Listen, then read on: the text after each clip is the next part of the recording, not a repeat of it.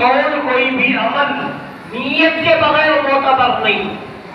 حضرت سفیان ثوری نے فرمایا کوئی بھی قول، کوئی بھی عمل، کوئی بھی نیت سنت کے بغیر معتبر نہیں. ہماری نماز اسی وقت میں ہمارے لیے کامیابی دلائے گی جب ہم اللہ کے پیغمبر کے طریقے پر پڑھیں، ہے کہ نہیں ہے؟ ہمارا روزہ، ہماری نمازیں، ہماری زکوٰۃ، ہمارا حج، یہ سب اسی وقت ہے جو اللہ کے پیغمبر کے طریقے پر ہم اسے کریں گے. اللہ کے پیغمبر کے طریقے کو چھوڑ کر اگر ہم کریں گے تو اس کا اعتبار نہیں. تو اللہ تعالیٰ نے فرمایا لَقَدْ كَانَ لَكُمْ فِي رَسُولِ اللَّهِ أُسْوَةٌ حَسَنَةٌ، تمہارے لیے تمہارے پیغمبر کو بہترین نمونہ بنا کر ہم نے بھیجا ہے. لِمَنْ كَانَ يَرْجُو اللَّهَ وَالْيَوْمَ الْآخِرَ. دو باتیں اس میں قرآن کریم نے یہاں پر فرمائی. اس شخص کے لیے اللہ کے رسول کی ذات نمونہ ہے جو اللہ پر ایمان رکھتا ہے اور قیامت کے دن کی امید کرتا ہے.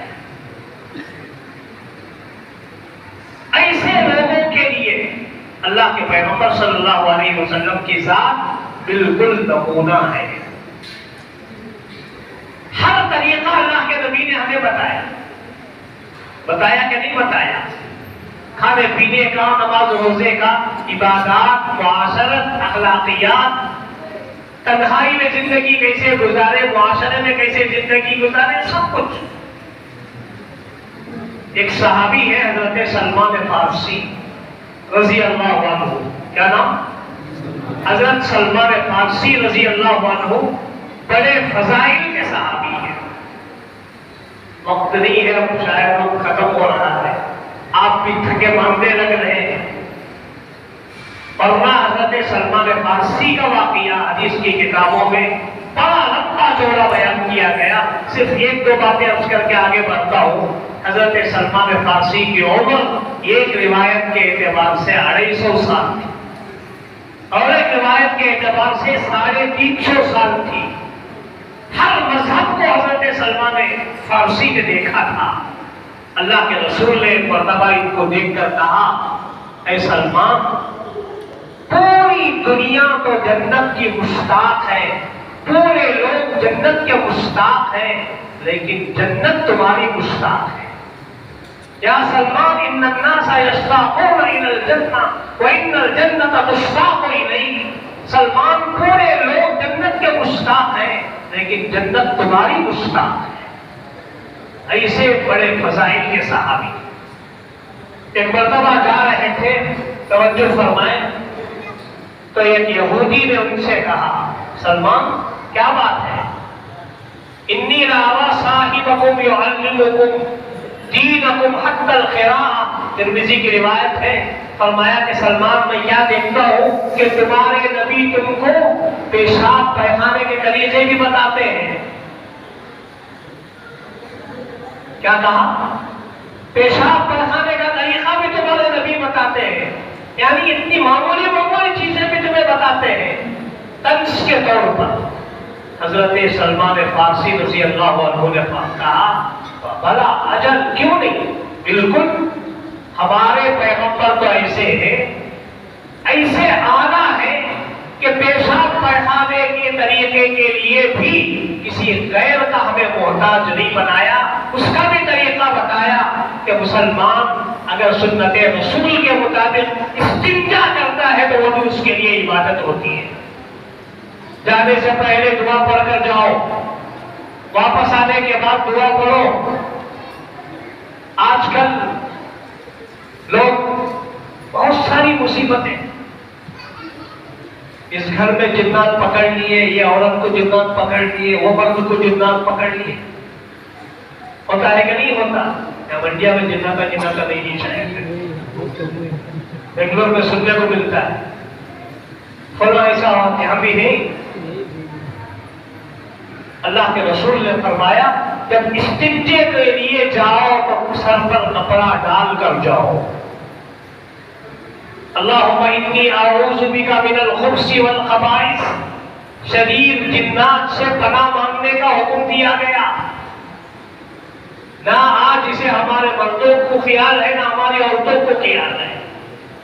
استنجے کے لیے جاؤ، واش روم کے لیے جاؤ تو سر پر کپڑا ڈال کر جاؤ، وہ جنات کے رہنے کی جگہ ہے۔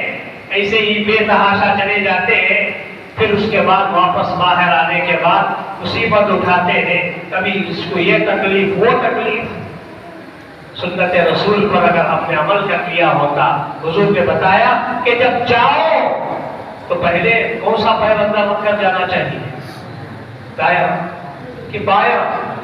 بایاں پیر اندر رکھ کر جاؤ۔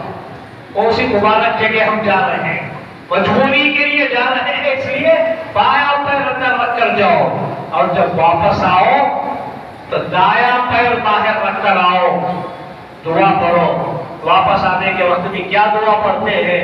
الحمدللہ الذی اذھب عنی العذاب وعافانی۔ کبھی ہم نے سوچا کہ اس کا کیا مطلب ہے؟ بہرحال تکلیف دینے والی چیز کو اللہ نے ہم سے دور فرمائی اور ہمیں عافیت بخشی۔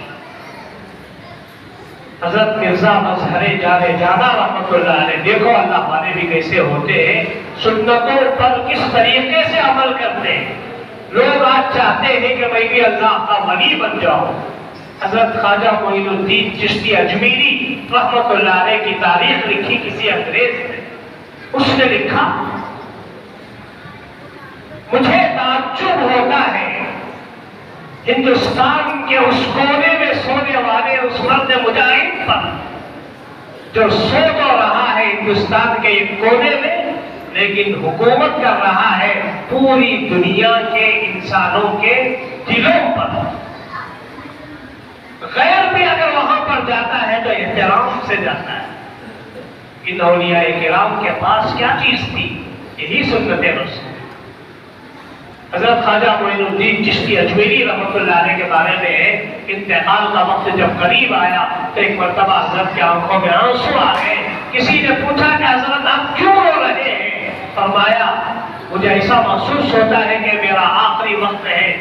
مجھے یاد آ گیا سردی کے زمانے میں میں ایک مرتبہ تہجد کے لیے اٹھا، سنو غور سے سنو، تہجد کے لیے اٹھا، مسا کرنا تھا، چوتھائی سر کا مسا کرنا فرض ہے، نہیں وضو کے فرائض میں، اور پورے سر کا مسا کرنا سنت ہے۔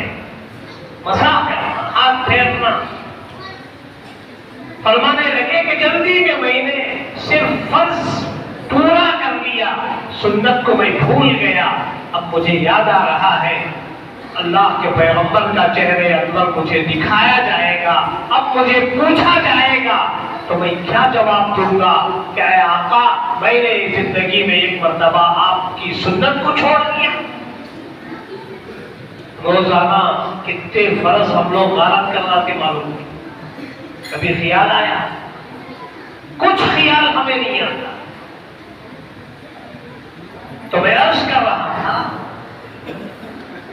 پیشاب پخانے کے لیے حضرت سلمان فارسی کو ایک یہودی نے طنز کیا کہ تمہارے پیغمبر تمہیں پیشاب پخانے کا طریقہ بتاتے ہیں۔ حضرت سلمان فارسی نے فرمایا، ہاں ہمارے پیغمبر ہمیں پیشاب پخانے کا طریقہ بتاتے ہیں۔ اچل پھر اس کے بعد کہنے لگے، امرنا اللہ نستقبل القبلۃ ولا نستنجی بایماننا ولا نستنجی بدون ثلاثۃ احجار۔ ترمذی کی روایت ہے، اللہ کے رسول علیہ الصلوۃ والسلام کا سکھایا ہوا سبق حضرت سلمان فارسی بیان کرتے ہیں۔ کیا؟ ہاں اللہ کے پیغمبر نے ہمیں حکم دیا ہے کہ جانوروں کی طرح ہم استنجا نہ کریں۔ استنجا کرنے سے پہلے ہم دیکھتے ہیں کہ قبلہ رخ ہے یا نہیں ہے۔ مشرق اور مغرب کی طرف ہم استنجا نہیں کرتے۔ ہمارا جو قبلہ ہوتا ہے ہم اس طرف بیٹھ کر استنجا نہیں کرتے، اور نہ پیٹ کرتے ہیں نہ رخ کرتے ہیں، شمال اور جنوب میں ہم لوگ استنجا کرتے ہیں۔ اور یہ فرمایا اللہ کے رسول نے ہمیں بتایا کہ سیدھے ہاتھ سے استنجا نہ کریں، اور پیغمبر علیہ السلام نے یہ بھی بتایا کہ 3 پتھروں سے کم میں استنجا نہ کریں۔ یہ حدیث پاک میں موجود ہے، پہلے زمانے میں لوگ ڈھیلا استعمال کرتے تھے استنجے کے لیے، جسے مکمل طہارت کہا گیا۔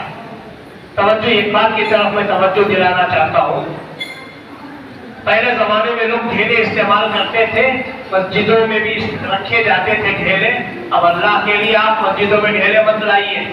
صدر صاحب سیکرٹری صاحب مجھے بولیں گے کیا مصیبت مولانا تمہیں ڈھیلے کا ذکر کرتا لینے کا کو دادا نے پورا ستیاناش ہو گیا استنجا خانوں کا۔ اگر کرنا ہے تو گھر میں کر لیجیے، مسجد میں نہیں۔ پہلے مٹی سے استنجا کرتے تھے، ہمارے بڑوں کو ہم نے دیکھا کہ مسجد میں 3-4 لوگ 4-5 لوگ بوڑھے قسم کے لوگ ہوتے تھے، استنجا کرنے کے لیے آتے تھے تو پیشاب کے لیے جاتے تھے تو آدھا گھنٹہ، اور مولانا میں دیکھا ہوں آدھا گھنٹہ، وضو کرتے تھے تو 10 منٹ 10-15 منٹ وضو کے لیے لگا دیتے تھے۔ لیکن آج اتنا فیشن اور اتنا ماڈرن زمانہ، استنجا کرے تو 2-3 منٹ میں استنجا ختم۔ توجہ سے سنیں، یہ بہت اہم بات ہے۔ میں عام طور پر اپنے خطبات میں تقریراتوں میں جہاں جہاں موقع ملتا ہے کتاب کا میں عرض کرتا ہوں، لوگ استنجے کو عیب سمجھتے ہیں، حالانکہ یہ اتنی خطرناک چیز ہے۔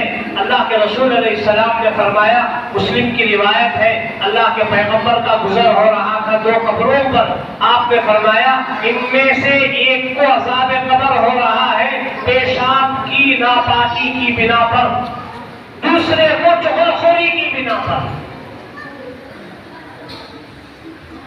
فرمایا کہ پیشاب کی بے احتیاطی۔ تو پہلے لوگ استنجے کے لیے جاتے تھے تو ہم نے دیکھا اپنے بڑوں کو آدھا گھنٹہ ایسا بیٹھتے تھے ویسا بیٹھتے تھے، کھکارتے تھے، کھانستے تھے، اطمینان سے استنجا کر کے وضو کرتے، پھر آ کر نماز پڑھتے۔ ان کے پاس وقت ہوتا تھا، لیکن آج نوجوان نسلوں کو میں عام طور پر کہتا ہوں استنجا کرتے ہیں، پہلی بات تو یہ ہے کہ کپڑے ہی بڑے عذاب کے کپڑے پہنتے ہیں، ایسے پہنتا وہ پہنتے، اطمینان سے وہ استنجا کر ہی نہیں سکتے۔ تو نتیجہ کیا ہوتا ہے؟ آدھا پیشاب اندر، آدھا پیشاب اس جنس پیٹ میں، آدھا پیشاب مشکل سے باہر نکلتا ہے، ایسا ہی ہوتا ہے، اور وہ بھی 1 منٹ میں۔ پہلے جو ہے نمازی کم ہوتے تھے، اطمینان سے استنجا کر کے، اطمینان سے خضوع سے وضو کر کے لوگ آ کر نماز پڑھتے تھے، لیکن اب اتنا ٹائم نہیں ہے، اخیر وقت ہوتا والے تو پورے کے پورے آ جاتے 3-4 کیوں؟ کیا کیا جائے؟ نماز کے لیے 10 منٹ باقی ہے، وضو بھی کرنا ہے، تو اتنا جلدی ہمارے نوجوان استنجا کرتے ہیں۔ اللہ کے پیغمبر نے فرمایا یہی عمل تمہارے لیے عذاب قبر کا سبب بنے گا۔ اطمینان کے ساتھ پیشاب سے باہر جانے دو۔ ایک حدیث ہے، بیان کرتے ہوئے بھی بڑا ڈر لگتا ہے، ترمذی کی روایت ہے، اللہ کے رسول علیہ السلام ایک جنازے میں تشریف لے گئے، فرمایا کہ جب اس صحابی کی موت ہوئی اللہ کا عرش حرکت میں آ گیا۔ معاذ ابن جبل، معاذ ابن ابی وقاص ایسا کچھ نام ہے، بہرحال ترمذی میں روایت موجود ہے، فرمایا اہتز لہ عرش الرحمن لموت سعد ابن معاذ رضی اللہ عنہ، سعد ابن معاذ کی موت کی بنا پر اللہ کا عرش ہل گیا۔ رسولوں غور سے بڑی اہم بات ہے، اللہ کے رسول علیہ السلام فرماتے ہیں اللہ کا عرش ان کی موت سے ہل گیا۔ ایسے مقدس صحابی تھے، کہنے لگے کہ ان کے جنازے میں اللہ کے پیغمبر تشریف لے گئے، خود نبی کریم صلی اللہ علیہ وسلم ان کی قبر میں اترے اور لاش کو آپ نے اتاری۔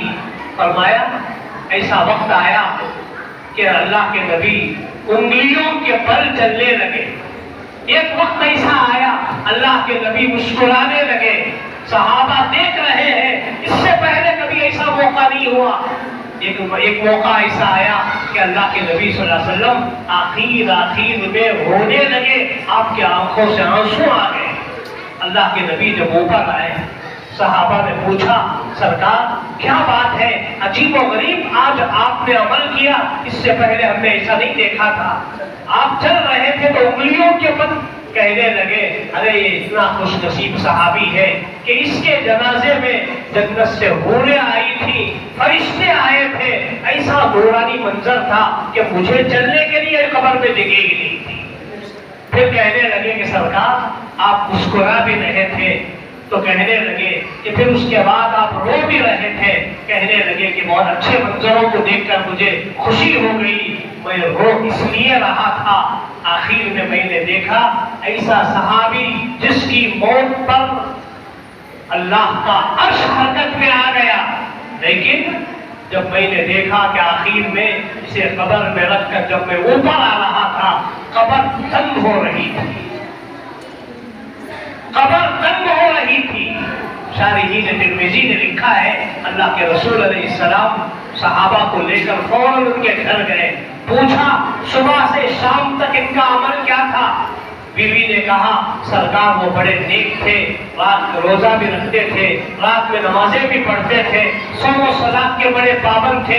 اللہ کے نبی کو سمجھ میں نہیں آیا، فرمایا کام کیا کرتے تھے اور کیا کیا؟ پورا جب شیڈول ان کے سامنے آیا تو گھر والوں نے بتایا کہ یہ بکریاں چرانے کے لیے جاتے تھے، بکریاں جب واپس لا کر باندھتے تھے بکریوں کے پیشاب سے احتیاط نہیں کرتے تھے۔ اللہ کے نبی نے فرمایا شاید اسی وجہ سے اللہ نے ان کو قبر میں عذاب دیا کہ ان کی قبر ان کو دبوچ رہی ہے۔ معلوم ہوا کہ جب جانوروں کے پیشاب کی اتنی وعید ہے، کوئی انسان اپنے پیشاب سے احتیاط نہ کرے، آدھا اندر آدھا باہر اگر کرتے تو کیا حال ہوگا۔ اس لیے اور اس کے علاوہ بھی میں ہمیشہ جمعہ میں بھی ہماری مسجد میں آخر میں نوجوانوں سے کہتا ہوں آپ کا فیشن آپ کو مبارک، آئیڈیل بناؤ تو اللہ کے پیغمبر کو آئیڈیل بناؤ، ان کے طریقے پر دنیا اگر ہم جو ہے چلیں گے تبھی کامیاب ہوں گے دنیا کے، اس کے بغیر نہیں، اس کے بغیر نہیں، چاہے دنیا جتنی بھی ترقی کر جائے۔ آج ہم جو ذلیل و خوار ہو رہے ہیں پیغمبر کے طریقے کو چھوڑ کر، تو بزرگان محترم کپڑا بھی ایسا پہنتے ہیں۔ جمعہ میں بھی میں ہمارے نوجوانوں کو ماڈرن طریقے کے جو نوجوان ہیں ان سے کہتا ہوں ایسے کپڑے مت پہن کر مسجد میں آؤ کہ تمہاری نماز بھی غارت ہو جاتی ہے، دوسروں کی نماز بھی غارت ہو جاتی ہے۔ مثال کے طور پر اتنے تنگ شرٹ، چھوٹے چھوٹے شرٹ پہن کر مسجد میں نوجوان آتا ہے، جب سجدے میں جاتا ہے پیچھے کا پورا حصہ نظر آتا ہے۔ ستر عورت فرض ہے، عین فرض، ناف سے لے کر گھٹنوں تک چھپانا ہر حال میں فرض ہے۔ وقت ختم ہو رہا ہے ورنہ میں بہت ساری مثالیں مجھے یاد آ رہی ہیں۔ آپ کہیں گے کہ کیا حضرت ایک گھنٹہ بولے تو آپ اتنا ٹائم لے لیے نا۔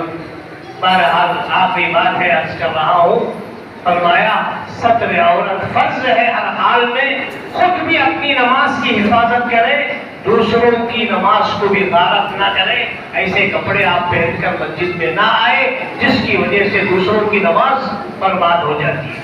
میں اکثر شہر میں جب بھی موقع ہوتا ہے تو جمعہ کے موقع پر بھی ہم اپنے دوستوں کو خاص طور سے نوجوانوں کو سمجھاتے ہیں کہ بزرگان محترم، نوجوانان عزیز، نوجوان ملت کا عظیم طبقہ ہوتا ہے۔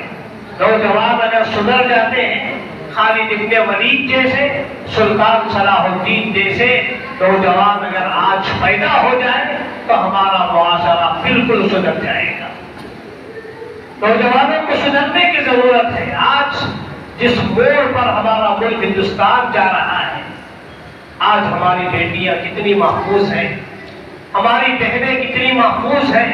ایک لمبا سفر ہم کرتے رہتے ہیں تو پتا چلتا ہے ایک وقت تھا ہم چیلنج کے طور پر کہہ سکتے تھے کہ مذہب اسلام سے کوئی دنیا کے اندر کوئی یہ بتا سکتا ہے کہ اسلام سے کوئی باہر گیا ہو۔ ارے اسلام کی یہ خوبی ہے کہ لوگ اسلام میں داخل ہوتے ہیں، لیکن آج یہ کہتے ہوئے ہماری زبانیں بند ہو جاتی ہیں۔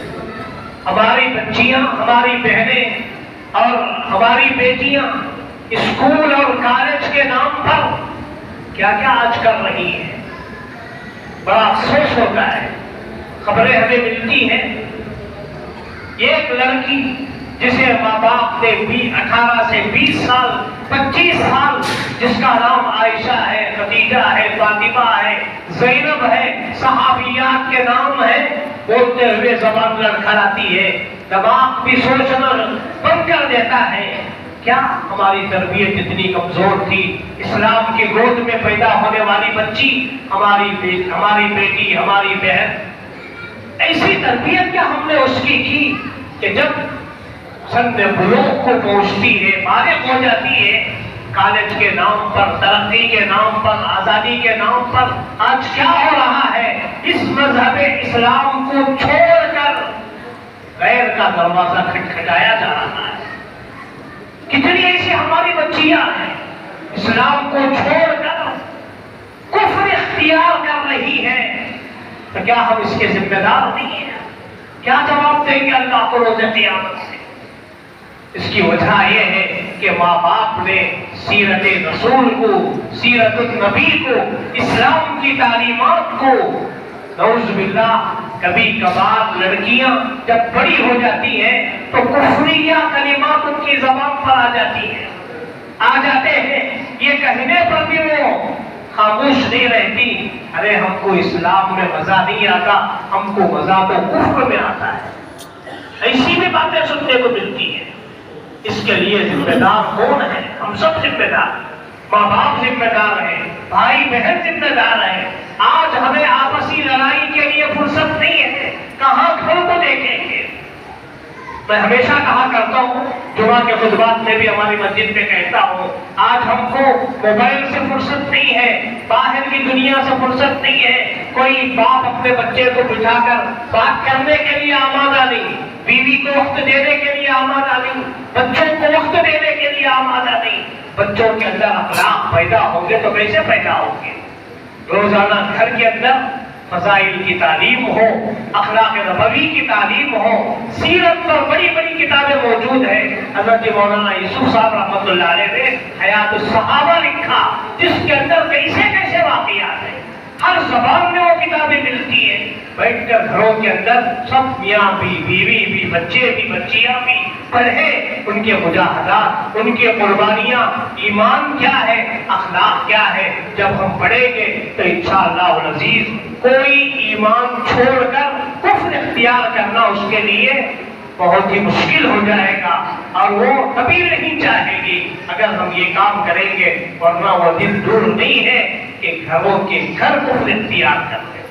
اللہ بچائے ہماری نظریں نہ دیکھیں اور ہماری آنکھوں کو ایسا منظر نہ دکھایا جائے۔ ہم صرف بیٹھ کر کہہ لینا، سن لینا کافی نہیں، جب تک ہم عمل پیرا نہیں ہوں گے، فکر نہیں کریں گے تو بزرگان محترم کتنی بچیاں ہمارے ہاتھوں سے آج نکلتی چلی جا رہی ہے۔